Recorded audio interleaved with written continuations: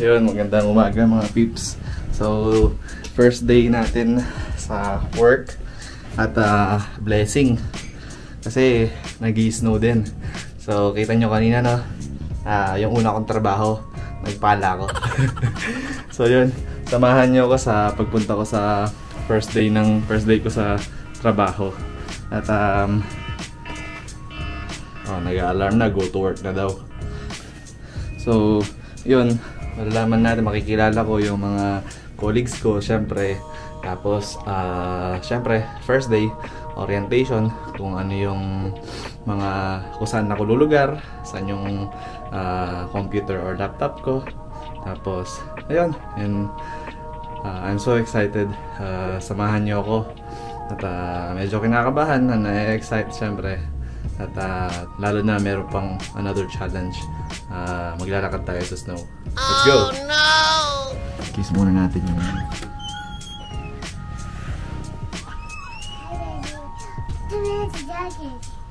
Yeah. Daddy's going to work.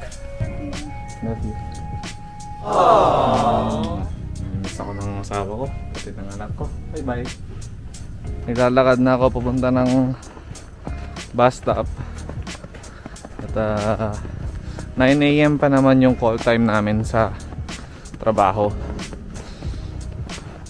Pero syempre, umalis na ako ng mas maaga.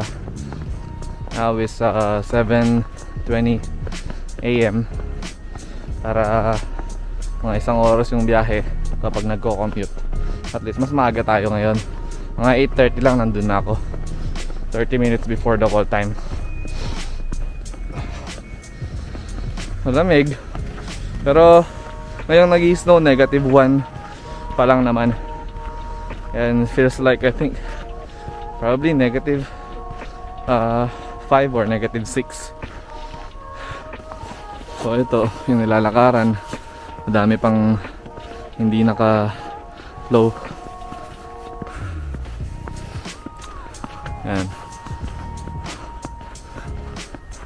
nakita nyo. O dati pinapanood ko lang to sa video. Ngayon ako na yung nakaka-experience. Grabe si Lord. Siyempre kapag first time mo dito, medyo masaya-saya pa. Pero kapag yung mga matagal na dito, ang snow, isa sa mga challenges kapag lumalabas, kapag pumupunta sa trabaho, nag-grocery, o kahit saan pa man, basta pumupunta na sa labas. Di pa naman ganun kalamig, nararamdaman ko pa naman yung init sa katawan ko kasi makapal-kapal itong sinuot ko. Naka 3 layer ako ngayon.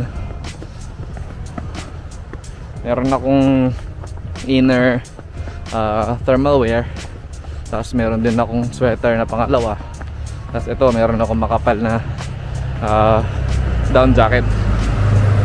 Meron ding ano to, ito kapag masyadong malamig yung hangin, pwede kong ilagay na ganito.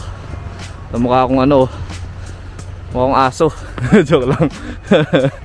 Yan, marami na rin naglakad, so hindi lang naman tayo nag-iisa.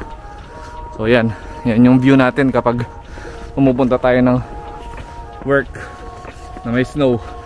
Grabe no, na-tsempo pa talaga na first day ko nag-i-snow. Pero ayos yan, it's a sign. Kailangan na daw bumili ng sasakyan. Charot. Darating din yung sasakyan.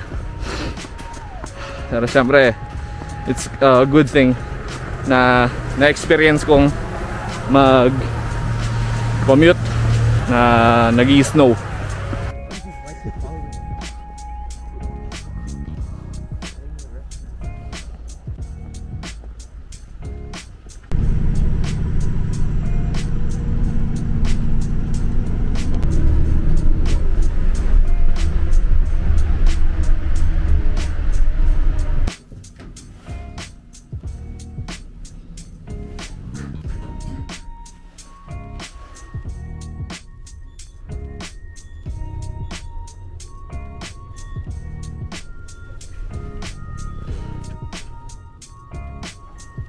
A few moments later.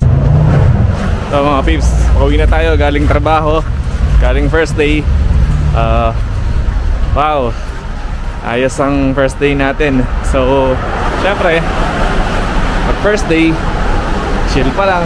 Sana Pakilala muna sa mga colleagues. And then, go through lang ng employee handbook. Syempre, with the HR. Ang HR namin nasa Winnipeg. So, tinawagan lang ako. And then, online kami. Online and phone call kami nag-set up sa computer, sa phone, and everything. So, so far so good. Nag-enjoy ako ngayong unang araw. Nakapag-start din akong mag-drawing for some projects. So, of course, I'm still getting used to the softwares, process, pati syempre, sa lugar. So yung mga peeps, pauwi na ako. Sasakay ulit ako ng bus 301. At ngayon 5 o'clock pa lang, pero maaga kasing gabi ngayon dito. Yan.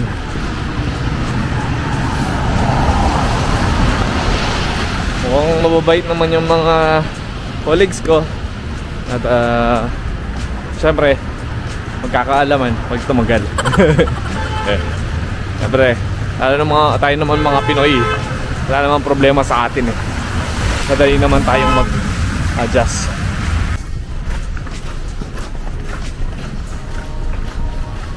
Syempre mga peeps, kadalasang naririnig kong tips kapag bago ka pa lang. Of course, kailangan mag-relax ka muna, familiarize yourself sa trabaho, tapos don't rush, one step at a time. Kanta yun ah. So syempre, lahat naman tayo nag-umpisa sa pagiging bago, at tatagal din tayo along the way. Syempre kapag na-experience mo na, mas lalo kang gumagaling. So ang lagi ko naririnig na payo, matuto tayong mag-adjust muna sa una, tapos makisama, of course. Tapos yun, alam ko naman eventually na masasanay din.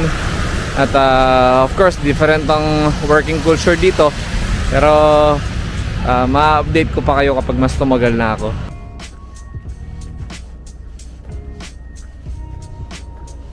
Ayun mga peeps, malapit na ako sa bahay. At kahit kapag pauwi, okay naman. Dun sa bus stop na sinakyan ko, hindi naman masyadong crowded. Nakaupo naman ako. Tapos although yung mga next stop, madami na rin sumakay, nakatayo na sila. Pero yun, at least nakaupo ako. At so far, okay naman din ang biyahe. Halos isang oras din ng pauwi ko. So ngayon, 6 o'clock na. At mga nasa 5 minutes walk na lang papunta ng bahay. So keep in touch mga peeps. Don't forget to subscribe, like, share our YouTube channel and videos. God bless. Bye bye.